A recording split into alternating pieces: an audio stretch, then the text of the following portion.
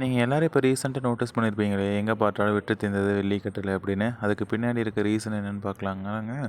இப்போது சில்வர் பார்த்தீங்கன்னா முன்னாடி மாதிரி இன்வெஸ்ட்மெண்ட்காக மட்டும் யூஸ் பண்ணுறது இல்லைங்க. அதுக்கு இப்போ நிறைய அப்ளிகேஷன்ஸ் இருக்குது. இப்போ எக்ஸாம்பிள் பார்த்தீங்கன்னா சோலார் பேனல்ஸ், அப்புறம் எலக்ட்ரிக் கார்ஸ், அப்புறம் நிறைய எலக்ட்ரானிக் சிப்ஸ் அண்ட் சர்க்கியூட்ஸ் எல்லா பக்கமும் வந்து யூஸ் பண்ணிட்டு தாங்க இருக்காங்க.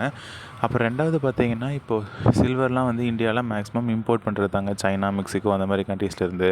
இப்போ இந்த சில்வருக்கான டிமாண்ட் பார்த்து தமிழ்நாடுலேயோ இந்தியாவிலேயோ மட்டும் இல்லைங்க, வேர்ல்டு லெவல்லே இருக்குது. ஸோ அங்கேருந்து இங்கே சில்வர் வரக்கான டிலே இருக்குது.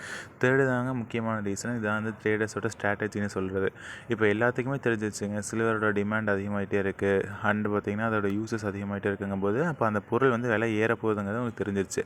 நாளைக்கு விலை ஏற போகிறத யாராச்சும் எனக்கு கம்மியான விலை கொடுப்பானாங்க? கொடுக்க மாட்டான். அதனால தான் அவன் வந்து அதை பதுக்கும்போது பார்த்திங்கன்னா உங்களுக்கு வந்து சப்ளையை குறைச்சிருவான், டிமாண்ட் அதிகமாகிட்டே இருக்கும். ஸோ ப்ரைஸ் அதிகமாகிட்டே போகும். எப்போ அவங்க எக்ஸ்பெக்ட் ப்ரைஸ் வருதோ அப்போ வெளியெடுப்பாங்க சில்வர் எல்லாத்தையும்.